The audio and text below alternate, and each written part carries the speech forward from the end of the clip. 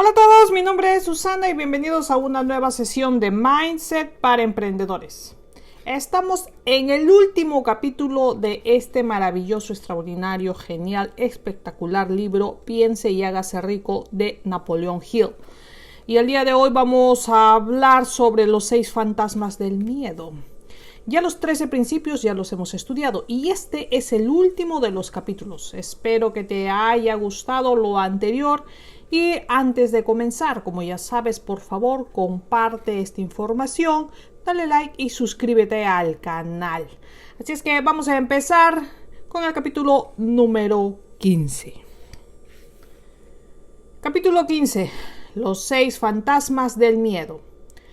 Haz un inventario de ti mismo mientras leas este capítulo final y averigua cuántos de estos fantasmas están obstaculizando tu camino. Antes de que pueda usted dedicar parte de esta filosofía a un empleo satisfactorio, su mente debe estar preparada para recibirla. La preparación no es difícil. Comienza con el estudio, análisis y comprensión de los 3 enemigos que tendrá que suprimir: la indecisión, la duda y el temor.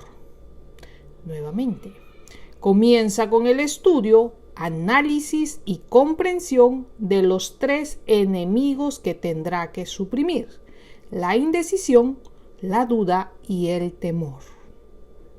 El sexto sentido nunca funcionará si estos 3 factores negativos o cualquiera de ellos permanecen en su mente.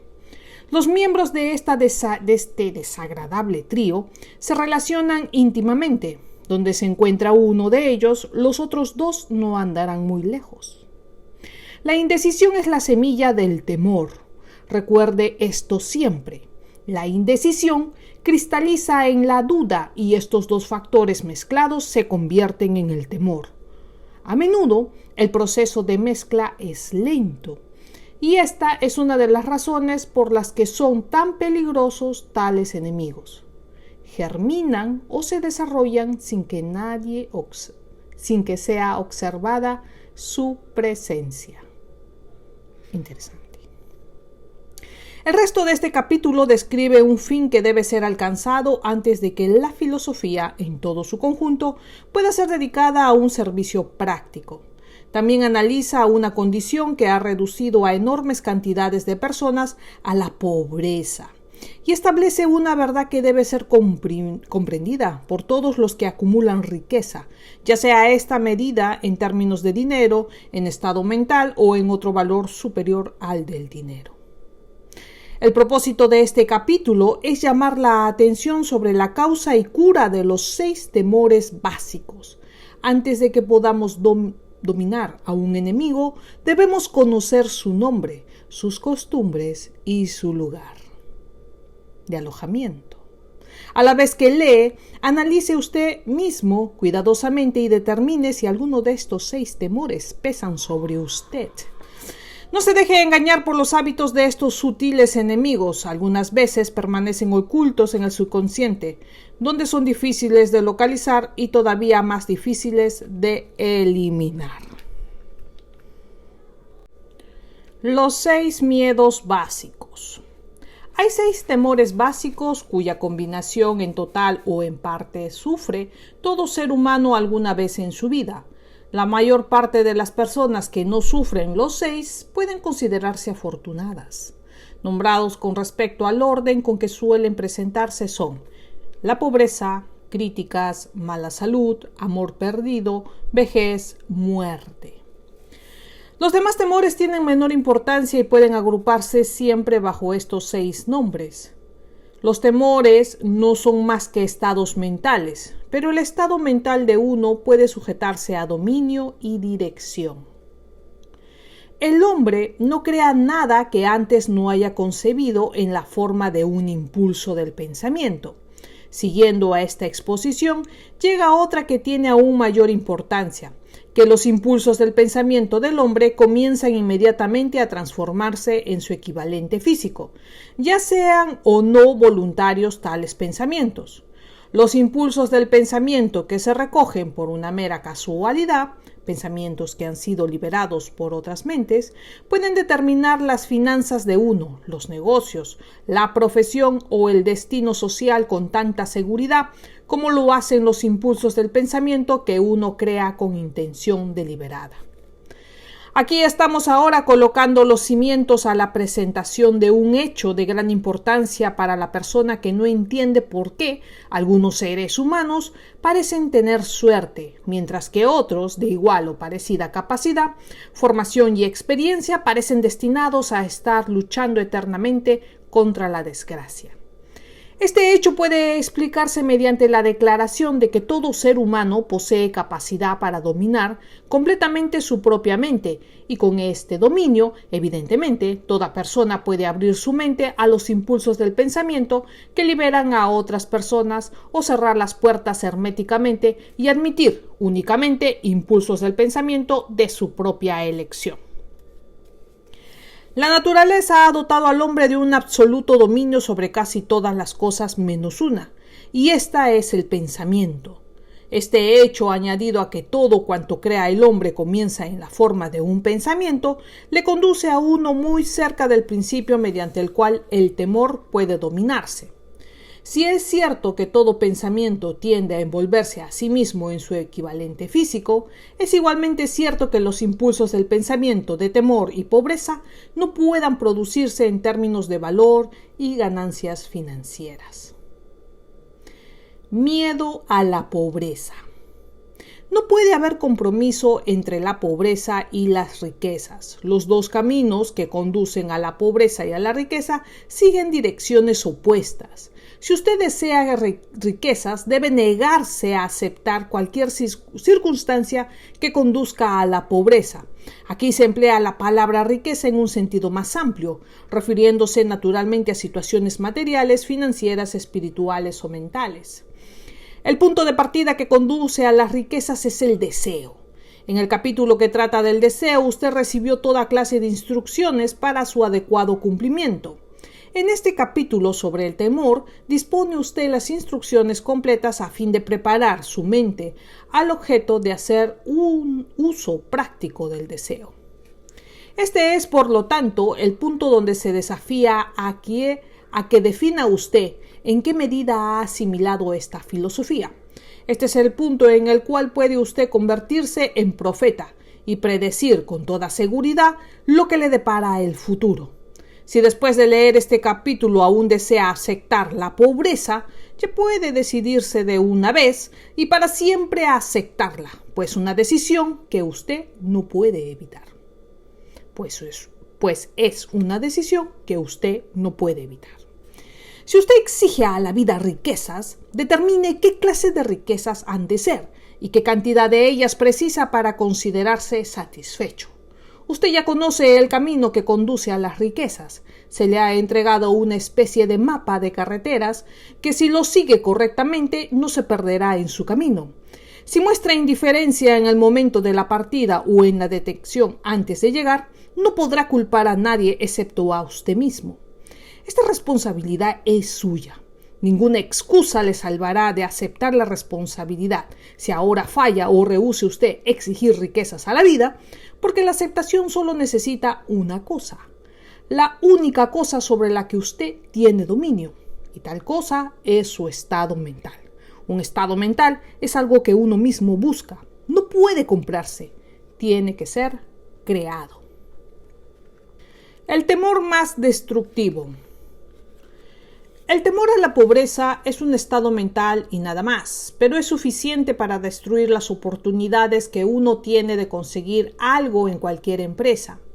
Este temor paraliza la facultad de la razón, destruye la facultad de la imaginación, mata la confianza en sí mismo, socava el entusiasmo, perjudica la iniciativa, conduce a la inseguridad de propósito, estimula a la dilación, barre todo entusiasmo y hace imposible el dominio de sí mismo.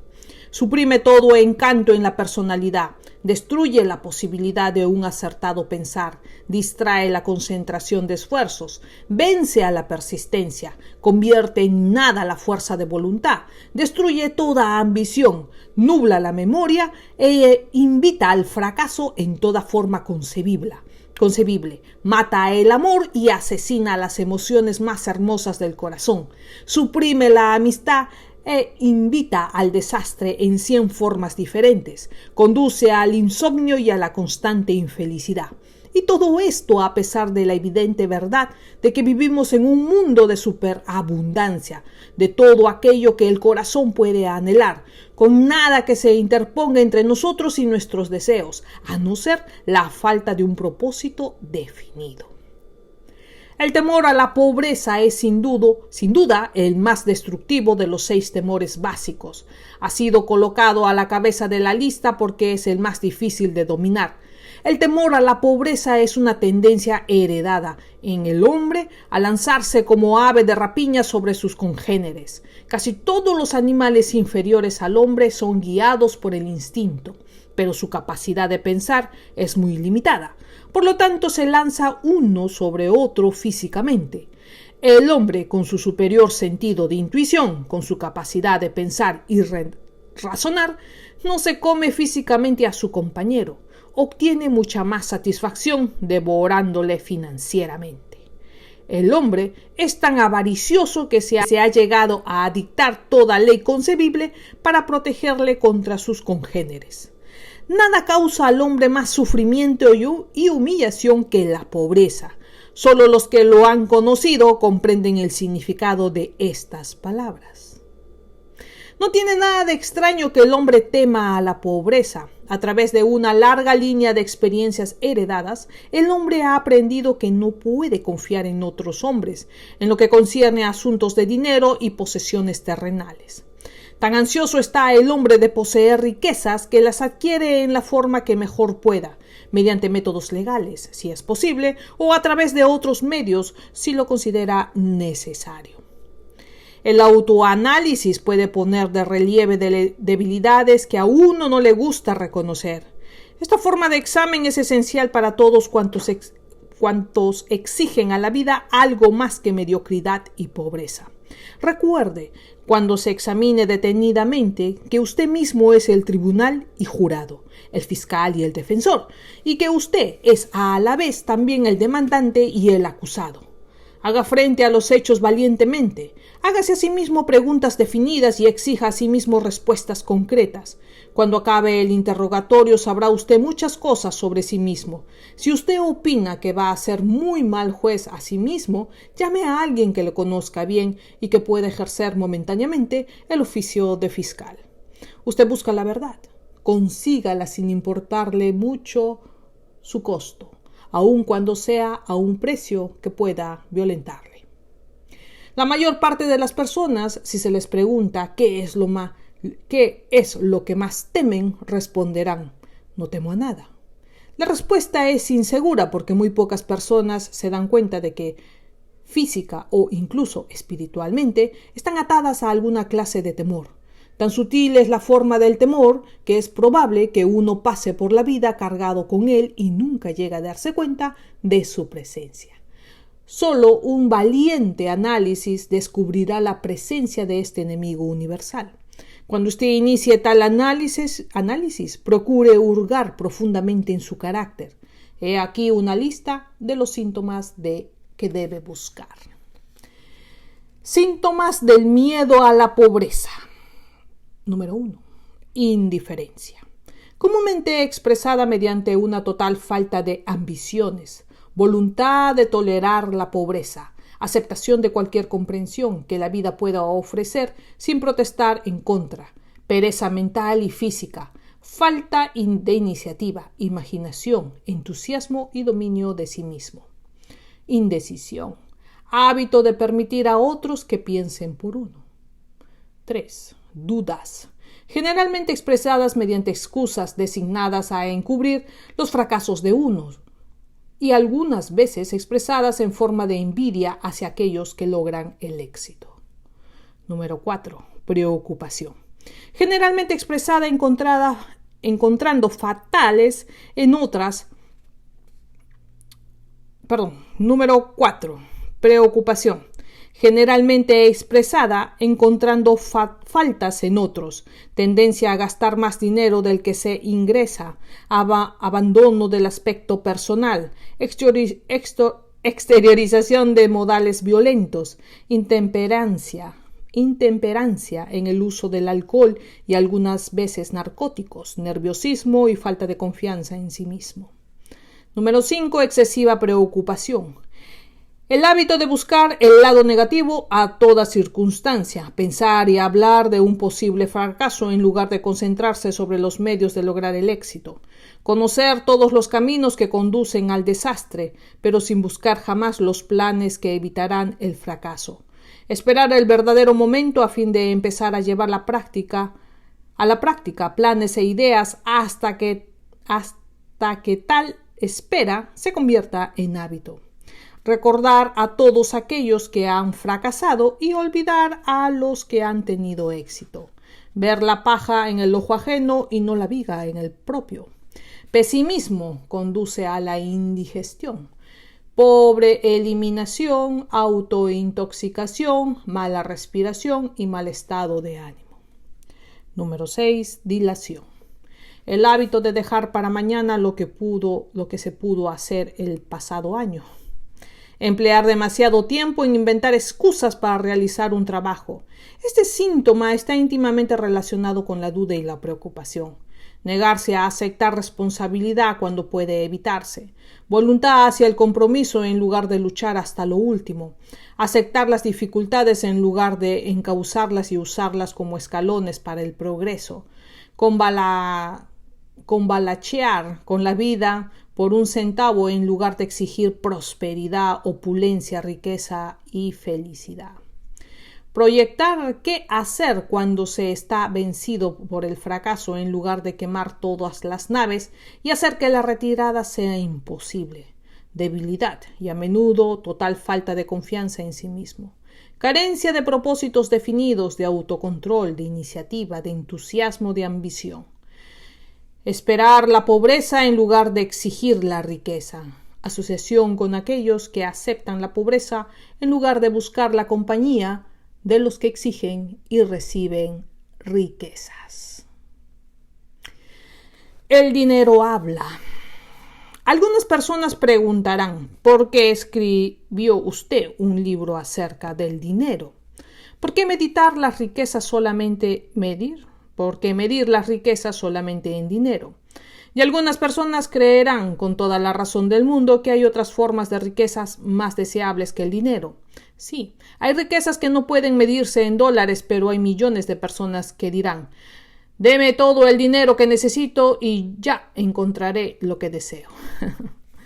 La razón principal que me movió a escribir este libro acerca de cómo obtener dinero fue que existen millones de hombres y mujeres que están paralizados ante el temor a la pobreza. Lo que esta clase de temor produce en uno fue bien descrito por Westbrook Pleger. El dinero solamente son discos de metal o trozos de papel, y hay tesoros del corazón y del alma que el dinero no puede comprar. Pero la mayoría de la gente, al estar derrotada, es incapaz de retener esto en la mente y sostener su espíritu. Cuando una persona está derrotada, se encuentra en la calle, incapaz de conseguir un empleo. Algo ocurre a su espíritu que puede observarse en la caída de sus hombros, en la colocación de su sombrero, en su forma de andar y en su mirada. No puede huir del sentimiento de inferioridad entre unas personas que disfrutan de regular empleo incluso aun cuando sabe que no son iguales a él ni en carácter, ni en inteligencia, ni en capacidad. Estas personas, incluso sus amistades, sienten, por otra parte, cierto complejo de superioridad y le consideran, quizá inconscientemente, como un caso perdido. Puede pedir dinero prestado, pero no lo suficiente como para vivir en su forma acostumbrada. Y además no puede seguir pidiendo prestado durante mucho tiempo, pero aún el hecho de pedir prestado, aunque sea para vivir, de por sí es un hecho deprimente. Es una experiencia humillante, porque el dinero carece del poder de ganar dinero para hacer revivir su espíritu.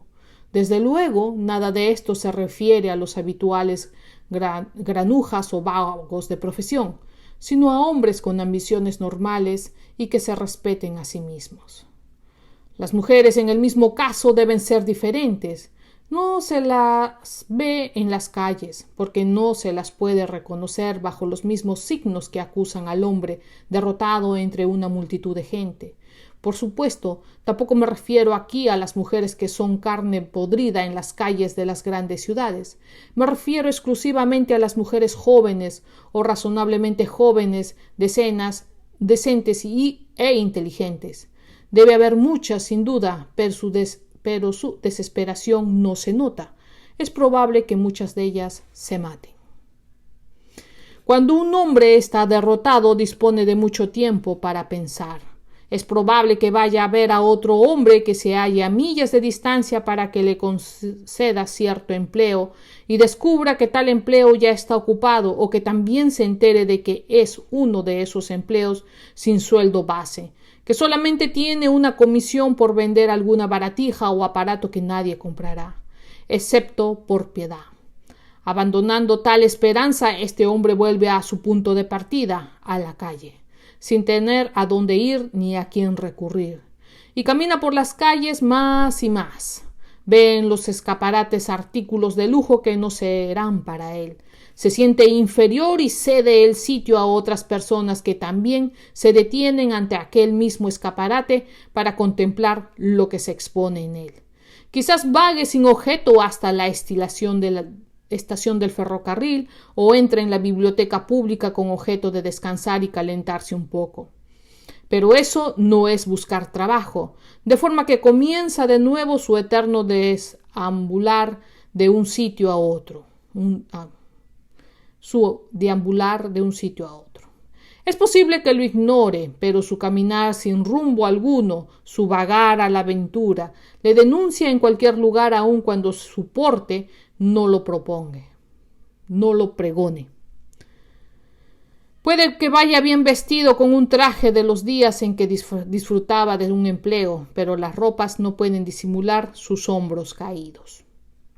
Ve a miles de personas, contables, empleados, químicos o mozos de carga trabajando, y los envidia terriblemente desde el fondo de su alma. Tienen independencia, y él no puede convencerse a sí mismo de que también es un hombre bueno. Aún discute consigo mismo y llega a alcanzar un veredicto favorable hora tras hora. Es el dinero lo que le hace ser así. Con un poco de dinero en el bolsillo, sería de nuevo otro hombre. Miedo a la crítica. Nadie puede asegurar en definitiva cuándo el hombre comenzó a experimentar este temor, pero una cosa sí es segura, que existe en el hombre en forma bastante desarrollada. El que esto escribe se siente inclinado a atribuir el básico temor a la crítica a aquella parte de la naturaleza del hombre que le impulsa no sólo a apoderarse de las propiedades de sus congéneres, sino también a justificar su acción mediante la crítica del carácter de tales congéneres. Es un hecho bien conocido que un ladrón criticará siempre al hombre que acaba de robarle, que los políticos buscan un cargo no desplegando o exhibiendo sus propias virtudes y calificaciones, sino tratando de desacreditar a sus oponentes. Los astutos fabricantes de ropa no se han mostrado remisos en capacitar este básico temor a la crítica, que parece ser la maldición que pesa sobre toda la humanidad. En cada estación del año varían constantemente los estilos de muchos artículos de vestir. ¿Quién impone los estilos? Ciertamente que no lo hace el comprador, sino el fabricante. ¿Por qué éste cambia los estilos tan a menudo? La respuesta es evidente. Cambia los estilos para poder vender más. Por la misma razón, los fabricantes de automóviles cambian el estilo de sus modelos cada año. Ningún hombre quiere conducir un coche que no sea un último modelo. Estamos describiendo hasta ahora la forma en que se comporta la gente bajo la influencia del temor a la crítica, con referencia a las cosas pequeñas de la vida. Examinamos enseguida el comportamiento humano cuando este temor afecta a la gente con conexión con los acontecimientos más importantes de las declaraciones humanas. Tomemos, por ejemplo, el hipotético caso de una persona que ha alcanzado la edad de la plena madurez mental, entre los 35 y 40 años en promedio.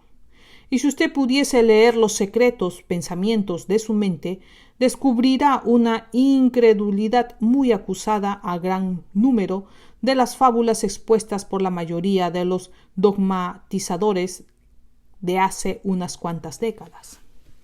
¿Por qué la persona corriente, incluso en esta época de progreso, trata de negar su incredulidad a tales fábulas? La respuesta es por miedo a la crítica. Los hombres y mujeres fueron condenados muchas veces a la hoguera por atreverse a declarar que no creían en fantasmas. No tiene nada de extraño que hayamos heredado una conciencia que nos hace temer la crítica. Hubo una época, aún no muy lejana, en la que la crítica se hacía acreedora a severos castigos, y todavía ocurre esto en algunos países. El miedo a la crítica roba al hombre toda iniciativa, destruye su fuerza de imaginación, limita su individualidad, suprime la confianza en sí mismo y le perjudica en otras 100 formas diferentes. Con frecuencia, los padres perjudican terriblemente a sus hijos al criticarlos. La madre de uno de mis amigos de adolescencia acostumbraba a castigar a este último con un látigo casi diariamente, contemplando siempre su hazaña con la siguiente declaración: «Pasarás a la penitenciaría antes de que cumplas los 20 años». El muchacho ingresó en un reformatorio a la edad de 17 años. La crítica es una de las formas de servicio más abundante de que uno disfruta. Todo el mundo posee buen acopio de críticas que se reparten gratis, se necesite o no. Y los peores, en este caso, siempre son los parientes más próximos. Debía considerarse como un crimen, pues en realidad es un crimen de la peor naturaleza. El que cualquier padre o madre creen complejos de inferioridad en la mente de un niño mediante críticas totalmente innecesarias. Los patronos que comprenden bien la naturaleza humana siempre saben conseguir lo mejor de los hombres, no mediante la crítica, sino por sugerencias constructivas. Los padres pueden obtener los mismos resultados con sus hijos. Las críticas siempre producirán temor en los corazones humanos o resentimiento, pero no crearán amor o afecto. Miedo a la enfermedad. Este temor puede deberse quizás a una herencia física o social. En cuanto se refiere a su origen, está íntimamente asociada a las causas de temor, a la vejez y a la muerte, porque conducen a uno muy cerca del abismo negro del que nada sabe el hombre, a no ser las terroríficas historias que le han relatado. También es bastante general la opinión de que ciertas personas de poca ética se han dedicado al negocio de vender salud, manteniendo vivo el temor a la enfermedad. Particularmente el hombre teme a la mala salud debido a los terribles cuadros que se le han inculcado en la mente sobre lo que ocurrirá si llega la muerte. El hombre también teme a la mala salud a causa de la desventaja económica que puede acarrearle. Un médico muy famoso calculaba en un 75% de las personas que van al médico sufren de hipocondría, enfermedad imaginarias. Ha quedado demostrado convincentemente que el temor a la enfermedad, incluso cuando no existe el menor motivo para sentirlo, a menudo produce síntomas de la enfermedad que tanto se teme. Tan poderosa es la mente humana, crea o destruye. Jugando con esta común debilidad del temor a la enfermedad, ha habido distribuidores de medicina patentadas que han hecho verdaderas fortunas. Esta forma de imposición sobre la credulidad humana llega a ser tan descarada que hace años una revista muy popular inició una campaña contra alguno de estos desaprensivos pertenecientes al campo de los medicamentos patentados. A través de unos cuantos experimentos realizados hace años se demostró que mucha gente podía enfermar por sugestión. Llevamos a cabo este experimento haciendo que 3 amigos preguntasen a otro en idéntica forma: ¿qué es lo que te ocurre? Pareces enfermo. La primera pregunta corrientemente obtenía la respuesta: oh, nada, me siento perfectamente bien. Al preguntar al segundo amigo, el hombre respondió: no lo sé exactamente, pero no me encuentro muy bien. Y a la tercera pregunta respondió definitivamente que se sentía muy mal. Pruebe usted esto con algún amigo, sin duda de que pueda ser verdad, pero procure no ir muy lejos en su experimento. Hay cierta secta religiosa cuyos miembros se vengan de sus amigos mediante la brujería. Le llaman hacer mal de ojo. Existe una abrumadora evidencia de que la enfermedad algunas veces comienza en la forma de un impulso del pensamiento negativo. Tal impulso puede pasar de una mente a otra por sugestión o crearse por el individuo en su propia mente. Un hombre que poseía más sabiduría que lo que puede dar a entender esta historieta, una vez declaró: cuando alguien me pregunta cómo me encuentro, me gustaría responderle derribado por tierra de un puñetazo a tal persona. Los médicos envían a sus pacientes a nuevos climas para que mejoren su salud, porque siempre es necesario un cambio de actitud mental. La semilla de la mala salud vive en toda mente humana. Las preocupaciones, el temor, el desánimo, la decepción en el amor y en los negocios hacen que esta semilla germine y crezca. Las decepciones en el amor y en los negocios figuran en la cabeza de las causas del temor a la mala salud. Un joven sufrió una decepción amorosa que le hizo ir a parar al hospital. Durante meses se debatió entre la vida y la muerte. Se llamó entonces a un especialista en psicoterapia. El médico cambió a las enfermeras y puso al enfermo a cargo de una joven encantadora, quien comenzó, por prescripción facultativa, a hacerle el amor a su paciente desde el primer día. Al cabo de 3 semanas, el paciente estaba dado de alta, todavía sufriendo, pero de una enfermedad totalmente contraria. Se había enamorado de nuevo. El remedio fue un engaño, pero el paciente y la enfermera se casaron al cabo de un tiempo. El miedo a la pérdida del amor. La fuente original de este temor evidentemente procede del hábito polígamo del hombre de robar la mujer a su congénere, lo mismo que el de permitirse libertades con ella siempre que puede hacerlo. Los celos y otras parecidas formas de neurosis sugieren como consecuencia del heredado temor de perder el amor. Este temor es el más penoso de todos los 6 temores básicos. Probablemente influye mucho más en el pensamiento y en el cuerpo que ninguno de los otros temores básicos. El temor a la pérdida del amor probablemente se remota a la edad de piedra, cuando los hombres robaban mujeres empleando la fuerza bruta. Hoy día continúan robando hembras, pero su técnica ha cambiado. En lugar de emplear la fuerza, usan la persuasión, la promesa de vestidos bonitos, buenos coches y otros cebos mucho más eficaces que la fuerza física. Las costumbres del hombre son las mismas que existían en el amanecer de la civilización, pero las exterioriza en forma muy diferente. Un cuidadoso análisis ha demostrado que las mujeres son más susceptibles a este temor que los hombres. Tal hecho se justifica con suma facilidad.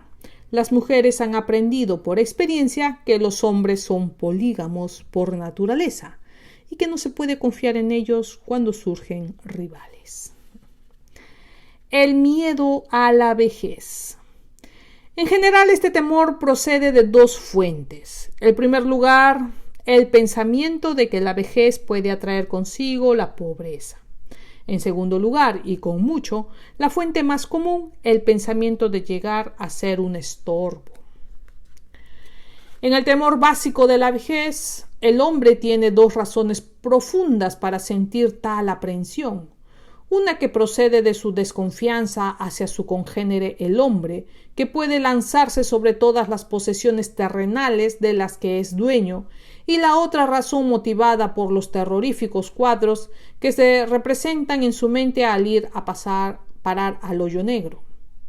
La posibilidad de una mala salud, cosa probable en toda persona de edad, también contribuye a este temor a la vejez. El erotismo también forma parte de este temor, ya que a ningún hombre le agrada perder o disminuir la atracción sexual.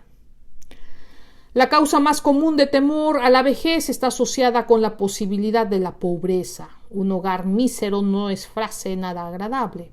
Hace estremecer a cualquier persona que se enfrente con la probabilidad de pasar sus últimos años en la miseria. Otra de las causas que contribuyen al temor de la vejez es la posibilidad de perder la libertad e independencia, ya que la vejez puede traer consigo tanto la pérdida de la libertad física como la económica. El miedo a la muerte. Para algunas personas este es el más cruel de todos los temores básicos, los terribles tormentos del miedo asociados al pensamiento de la muerte. En la mayoría de los casos pueden achacarse totalmente al fanatismo religioso. Los llamados paganos tienen mucho menos miedo a la muerte que las personas más civilizadas. Durante miles de años el hombre ha estado haciendo siempre las mismas preguntas. ¿De dónde vengo? ¿A dónde voy? En las más oscuras épocas del pasado, las mentes más agudas y hábiles no se mostraron remisas en contestar a tales preguntas a base de un precio.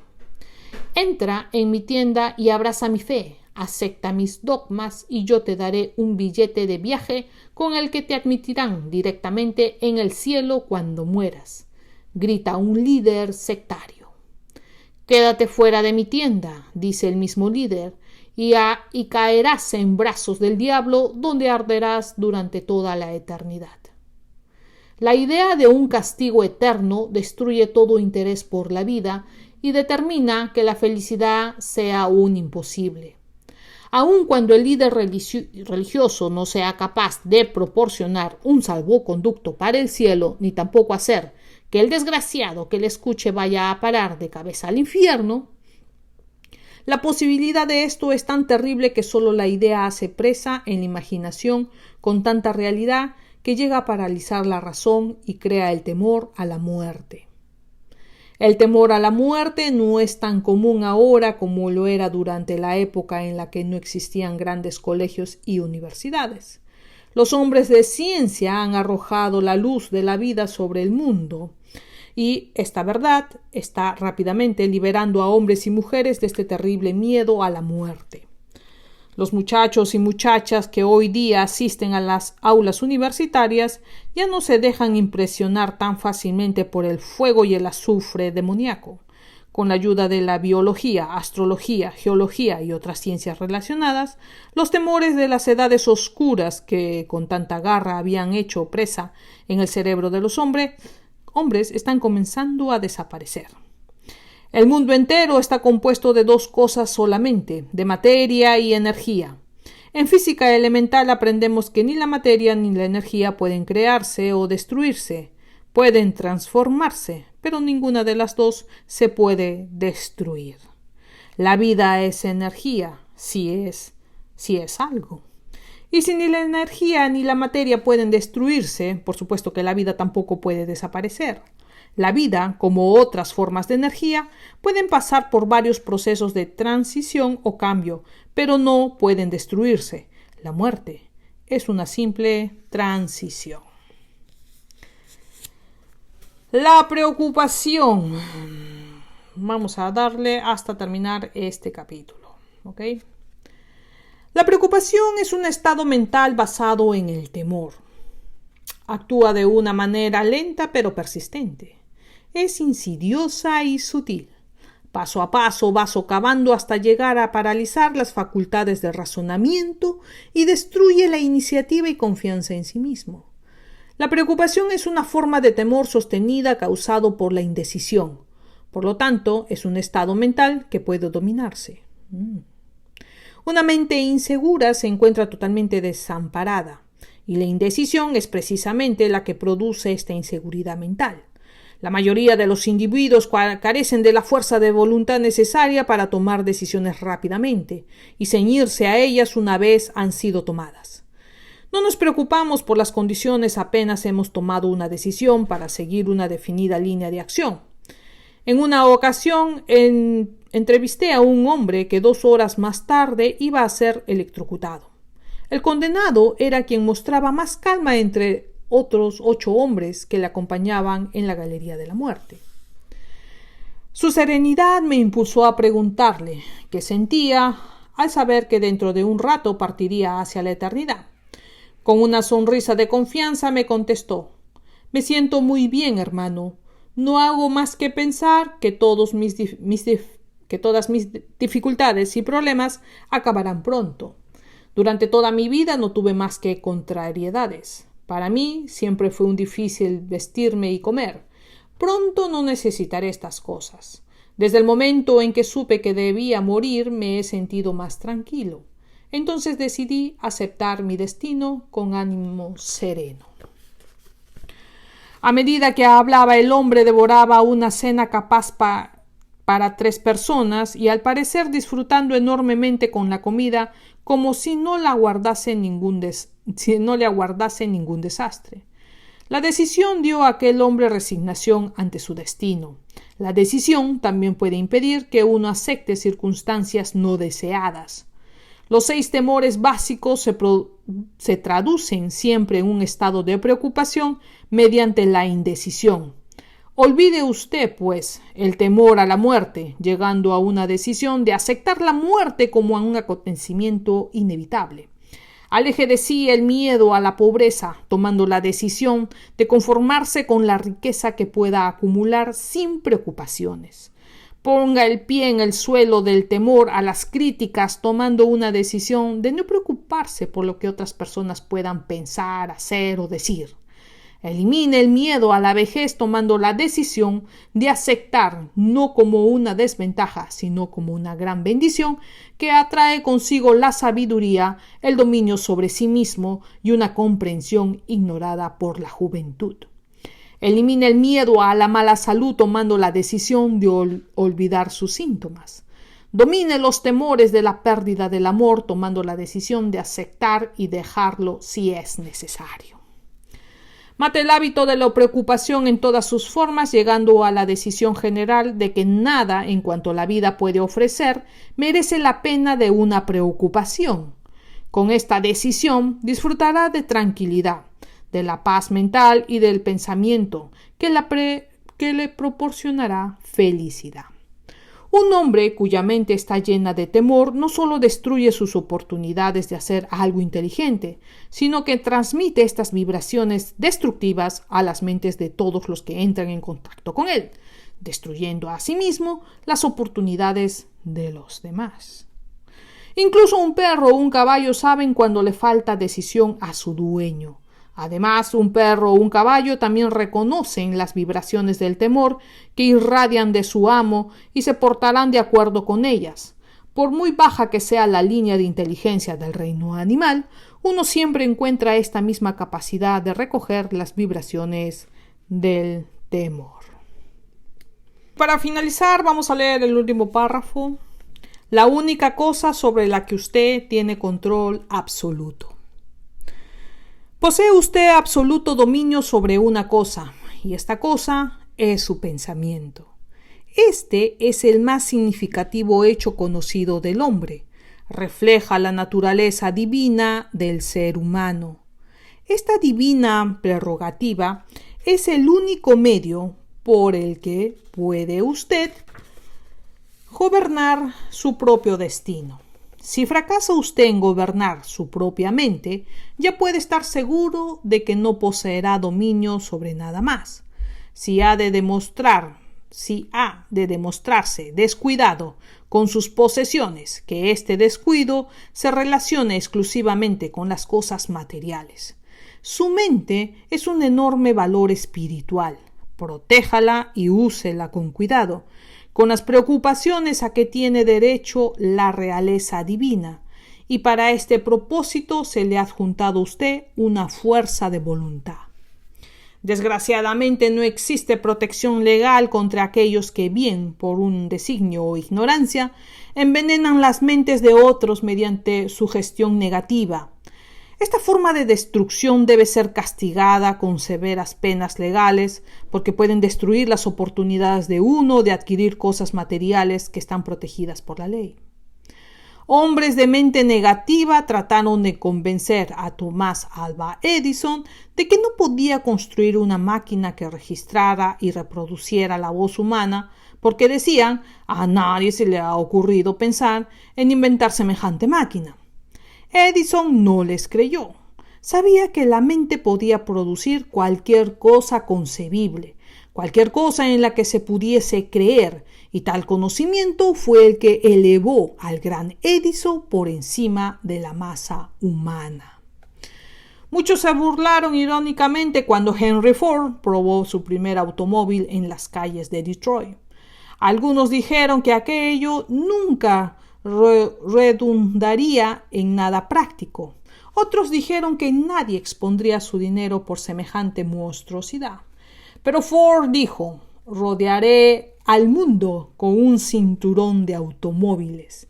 Y así lo hizo.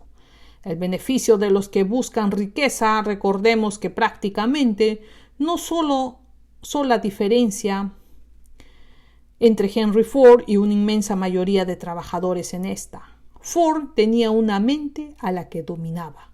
Los demás tienen mentes a las que no tratan de dominar. El dominio mental es el resultado de la autodisciplina y el hábito. Usted o bien domina su mente o ésta le dominará a usted. Aquí no caben medias tintas. El más práctico de todos los métodos para dominar la mente es el hábito de mantenerla ocupada con un propósito definido que a su vez ha de estar respaldado por un plan también definido. Analice los informes de cualquier hombre que alcance un éxito notorio y observará que posee un gran dominio sobre su mente y además que ejerce este dominio y lo dirige hacia el logro de objetivos definidos. Sin este dominio no es posible el éxito. Ok, vamos a hacer el resumen de este último capítulo del libro Piense y hágase rico de Napoleón Hill. Estamos ya finalizando y es muy importante este último capítulo porque nos va a dar una visión completa de lo que tenemos que hacer una vez de que hayamos tomado la decisión de poner en práctica los 13 principios que Napoleón Hill nos ha indicado podamos iniciar para materializar nuestro deseo. Ok, vamos a agrandar esto. Estamos en Canva. Esta es Canva y como ya sabes, si quieres utilizar Canva para hacer presentaciones, acá abajo te voy a dejar un link en donde te puedes suscribir y utilizar Canva para hacer tus presentaciones. Canva es una maravillosa herramienta y tiene muchas cosas a las que podemos acceder. Ya muy pronto les voy a hacer momentos creativos después de esto para que podamos poner en práctica algunas cositas y he visto muchas utilidades que podemos hacer en Canva, ¿ok? ¿Qué vamos a hacer acá? Capítulo número 15, los 6 fantasmas del miedo. Una vez que hayas tomado la decisión de aplicar los 13 principios que Napoleón Hill nos ha explicado y nos ha incitado a que lo hagamos para materializar nuestros deseos, dice que tenemos que luchar contra 3 enemigos principales para mantener nuestros pensamientos centrados en lo que deseamos. Estos 3 enemigos es la indecisión, la duda y el temor. Y acá hay una reflexión bien bonita que me gusta porque dice que la indecisión es la semilla de la duda. Cuando empezamos a volvernos algo indecisos en tomar una decisión, ¿no? Entonces es porque dudamos. Y la mezcla de la indecisión y la duda se convierte en temor. Por eso es que no actuamos. Y Napoleón Hill nos enseña en uno de los principios el tema de tomar acción, ¿no? Siempre está evocado en la acción hacia aquello que queremos materializar. Luego nos habla acerca y lo mismo, ¿no? La indecisión es la semilla del temor, ya lo habíamos comentado. Y habla acerca de estos 6 miedos que tenemos las personas: miedo a la pobreza, miedo a la muerte, la enfermedad, miedo a la pérdida del amor, miedo a la vejez y miedo a la crítica. Ojo con ello. Y tenemos que enfrentar cada uno de estos miedos, es lo que nos incita en esta oportunidad Napoleón Hill, porque dice que los temores no son más que estados mentales. Ojo con esto, el miedo en realidad no existe. Como decía Napoleón Hill, es un estado mental. Pero el estado mental de uno puede sujetarse a dominio y dirección. ¿Esto qué quiere decir? Que nosotros somos capaces de manipular y dominar esos temores, porque todo empieza en nuestra mente. ¿Ok? El miedo no existe. Es tal igual como el mañana. El mañana no existe.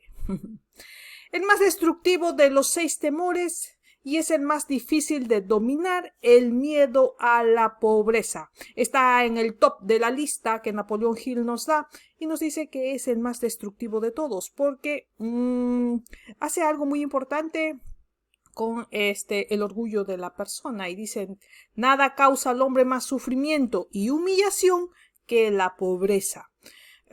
Y esto, como lo dice Napoleón Hill en su libro, solo aquellas personas que han pasado por esta situación, y yo creo que han sido muchas para lo que hemos pasado en el 2020, entonces saben de lo que estamos hablando en esto, y Napoleón Hill lo describe muy bien en esta sección cuando habla sobre el dinero.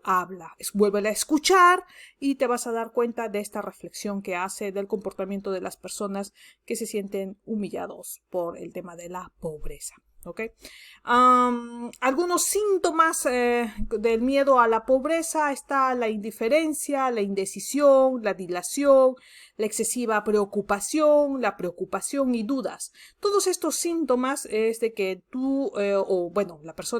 las personas tienen miedo a la pobreza y son indiferentes, ¿no? Dicen: bueno, no, esto no va conmigo, no toman una decisión de adquirir mayor riqueza, usualmente postergan las cosas, se preocupan de que si van a tener éxito o no, y siempre están dudando de tomar acción, ¿no? Entonces, ¿por qué? Porque no quieren perder lo que tienen hasta ese momento, salir de su zona de confort. ¿Ok? Acá hay otro miedo, y este es uno de los miedos que destruye la iniciativa y suprime el uso de la imaginación, y es el miedo a la crítica. La crítica es una de las formas de servicio más abundante de la que uno disfruta. Todo el mundo posee un buen acopio de crítica que reparte gratis, se necesite o no. Entonces, hagas bien o hagas mal, igualmente vas a ser criticado. Así es que acostúmbrate. Y lo que nos dice Napoleón Hill es de que esto está por todo sitio, y como es gratis, la mayoría de las personas lo utilizan. Y no se dan cuenta que con las críticas lo que hacemos, destruimos a las personas. Ojo con eso, o sea, el autoestima, podemos herir, y hay que tener mucho cuidado con nuestras palabras, ¿ok? Algunos síntomas de las personas que tienen miedo a la crítica: falta de naturalidad, las posturas y las poses, ¿no? La falta de serenidad, siempre están en esto de tartamudear, repetir las cosas, personalidad débil, se dejan manipular, el complejo de inferioridad, la prodigalidad, que habla acerca de gastar más de lo que uno tiene simplemente para demostrar a los demás opulencia, ¿no? Falta de ambición, ojo con eso, ¿ok? Otra parte, otro temor que acá Napoleón Hill nos dice: el miedo a la enfermedad, y esto está asociado al miedo a la muerte y a la vejez, obviamente, ¿no? Las personas que están enfermas siempre tienen miedo a terminar, o fallecer, o terminar, pobres también. Tan poderosa es la mente humana que crea o destruye. Y acá Napoleón Hill en el libro nos cuenta la historia que usualmente las personas que tienen mucho miedo a la enfermedad a veces no tienen la enfermedad en sí, sino que se autosugestionan con enfermedades, y a su vez al autosugestionarse y esto utiliza mucho el poder de la mente, se creen que están enfermas y buscan ayuda y todo el tiempo están en los hospitales buscando y buscando a alguien que los conforte con dolencias que supuestamente tienen y que en realidad no es así, ¿no? Entonces Napoleón Hill ahí cuenta una historia acerca de la autosugestión y cómo algunas personas sufren enfermedades que no son reales, ¿ok? El síntoma del miedo a la enfermedad, el tema de la autosugestión, ya lo habíamos hablado, la hipocondria, la preocupación, la indolencia, la susceptibilidad, aparecen como víctimas todas estas personas que siempre están quejándose de diferentes dolencias, ¿no? La intemperancia, etc., etc. Acá hay otro miedo del que tenemos que superar y es el más penoso de todos los 6 temores y es el miedo a la pérdida del amor. Entonces, Napoleón Hill nos dice que los celos y otras parecidas formas de neurosis surgieron como consecuencia del heredado temor de perder el amor. Y él nos habla acerca de que todo esto se remonta a épocas muy antiguas cuando los hombres, ¿no? Raptaban a las mujeres. Y en el caso de las mujeres, de saber que los hombres son polígamos. Entonces tenemos esas creencias y basados en ellos siempre tenemos temor a perder a la pareja que elegimos como compañero. Algunos síntomas de las personas que tienen miedo a perder el amor, dice los celos, el juego, los hallazgos de faltas. Los celos, ya sabemos a qué se refiere. El juego, sobre todo, de complacer a las personas creyendo que se puede comprar el amor. Y los hallazgos de faltas, cuando siempre estamos viendo en otras personas fallos o cualquier tipo de debilidad y nos paramos criticando ese tipo de cosas, ¿ok? Por el miedo a ser rechazados. Hoy otro miedo que habla Napoleón Hill es el de pensar que la vejez trae pobreza y el de convertirse en un estorbo. El miedo a envejecer. No tiene nada de nada de malo envejecer. Y dice que algunos síntomas pueden ser la prematura lentitud, la supresión de toda iniciativa, las disculpas por la edad. Si eres una persona que todo el tiempo se está justificando, por mi edad no puedo escuchar, por mi edad no puedo ver, por mi edad no puedo caminar más rápido. Entonces tenemos algún tipo de miedo a la vejez, ¿no? Enmascararse como persona joven, ojo con eso también, ¿no? Querer parecer más joven, como una máscara, ¿no? Porque tenemos miedo a envejecer, ¿ok? Hay otro más, el otro miedo que debemos, de que Napoleón Hill nos hace consciente es, para algunas personas, el más cruel de todos los temores básicos, el miedo a la muerte, muy asociado con los temas religiosos. La idea de un castigo eterno destruye todo interés por la vida y determina que la felicidad sea posible. Cuando siempre estamos pensando que iremos al cielo o al infierno, entonces nos hace temer el tema de finalmente fallecer. ¿A dónde me iré? ¿De dónde vengo y a dónde voy? Cuando Napoleón Hill nos dice que todo en el universo está creado en base de energía y que por física sabemos que la energía no se destruye ni se crea, simplemente se transforma. Una vez que dejes este plano, te irás a otro plano y ya está. Así es que no tengamos miedo a la muerte, ¿ok? ¿Cuáles son los síntomas del miedo a la muerte? Uy, acá faltó cambiar. Del miedo a la muerte es pensar en morir todo el tiempo. La asociación del temor a la pobreza o dejar, una vez que mueras, de pensar de que vas a dejar en pobreza a tus seres queridos o quién nos va a proteger económicamente, etc. Asociación con la enfermedad o el desequilibrio. Ojo con eso.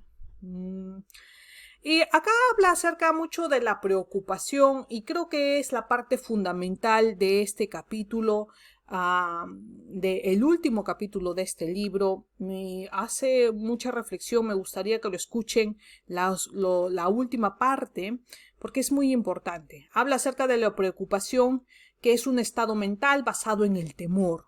Actúa de manera lenta pero persistente.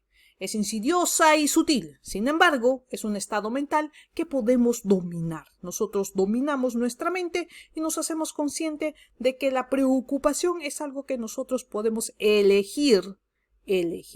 Si no quieres preocuparte, no te preocupas y ya está. Tú tienes el poder de elegir, tienes el poder de decisión. Y hay una parte en la lectura donde habla acerca de qué hacer cuando si tienes estos 6 miedos, ¿no? Decida usted. Si tiene miedo a perder el amor, decida usted que si este amor tiene que irse, suéltelo y deje de ir. No piense en tener miedo a la vejez o a morir porque dice que es un plano simplemente y que luego te transformarás en otro tipo de energía y ya está, ¿no? O sea, no a tener miedo a ese tipo de temores, ¿no? No dejarlos albergar en nuestro ser. Y lean y escuchen esa última parte porque es muy importante, porque él nos pide que tomemos la decisión. La decisión está en nosotros. Recuerda que tienes tu libre albedrío. Tú decides. El dominio mental es el resultado de la autodisciplina y acá nos incita y acá está la clave y la llave de todo. Usted o bien domina su mente o esta la dominará a usted. Todo empieza por nuestra cabecita. Esta creo que es la parte fundamental de este libro, el resumen, donde nos dice que todo aquello, lo que pensamos, es lo que se hace realidad. Si nosotros dominamos nuestros pensamientos, entonces podremos dominar nuestro destino. Es lo que nos dice en el último párrafo Napoleón Hill, y esto creo yo que es lo fundamental de todo este capítulo, y que podamos dominar y hacernos consciente de que todas estas emociones, todos estos temores no existen más que en nuestra cabecita y que podemos dominarlos, ¿ok? Así es que hasta acá los voy a dejar. Espero que te haya gustado todas estas lecciones que hemos aprendido de Napoleón Hill en este maravilloso y espectacular libro. Les he tratado de dar lo más que he podido. El vídeo se está haciendo bastante largo, pero creo que te estoy regalando lo más importante de este capítulo. Hay unas partes que no te he compartido, obviamente, porque deseo que puedas adquirir el ejemplar y lo puedas leer no solo una vez. Estos libros son para estudiar y que los puedas leer una y otra vez por todo un año para que puedas interiorizar todo el conocimiento que Napoleón Hill nos quiere transmitir. Así es que hasta acá espero que puedas adquirir los ejemplares. Acá abajo te dejo un link en donde puedas adquirirlos en Amazon si es que tienes la facilidad de hacerlo. Y nada, sin antes irme, voy a promocionar mis productos como ya sabes que siempre lo hago. Y es un viaje hacia la verdad, es precisamente mi cambio de mentalidad. Te cuento cómo lo hice, como todas las lecciones que mi maestro me enseñó y cómo aprendí mi cambio de mentalidad. Y lo que nos dice Napoleón Hill, yo lo entendí, no lo entendía al inicio y acá te explico cómo fue mi transformación, ¿ok?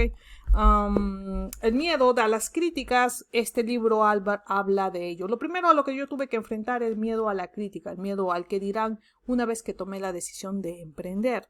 Ojo con eso. Y dice que las críticas usualmente vienen de las personas más cercanas. Y eso fue lo que a mí me pasó. Y también tuve que luchar con críticas de las demás personas con las que me rodeaba, ¿no? Entonces, este libro te va a ayudar para ello. Y luego de acá, que es un grano de mostaza, que habla acerca de la fe, de la creencia, de aquello que tú crees que va a suceder en tu vida, aquello que tú crees que vas a lograr conseguir. Entonces este libro te habla acerca de la fe. Según tu fe, te es dado. ¿Ok? Así es que hasta acá los voy a dejar, no sin antes pedirles nuevamente que si te ha gustado este curso que hemos hecho de Napoleón Hill y toda la entrega que has tenido acá, me dejes un like y te suscribas al canal. Esto es para seguir creciendo y apoyando este proyecto que estamos trabajando mucho en esto para lograr hacerles llegar todo el conocimiento de lo que yo he adquirido todos estos años. Ahora se abre un nuevo episodio y ya vamos a ver. Hay un libro que tengo pendiente para compartir con todos ustedes, pero es un tanto aplicativo. Así es que lo vamos a hacer con llevado mucho a la acción, porque ya hemos estudiado a T. Harv Eker, ya sabemos ya cómo hemos cambiado nuestras creencias con respecto al dinero. Hemos leído el libro de Dar para Recibir, donde ya te has dado cuenta que los negocios los negocios es un juego espiritual. Primero debes dar para luego recibir. Luego hemos leído el libro de Piense y hágase rico de Napoleón Hill para dominar nuestra mente. Haz todos los ejercicios que Napoleón nos ha indicado hacer.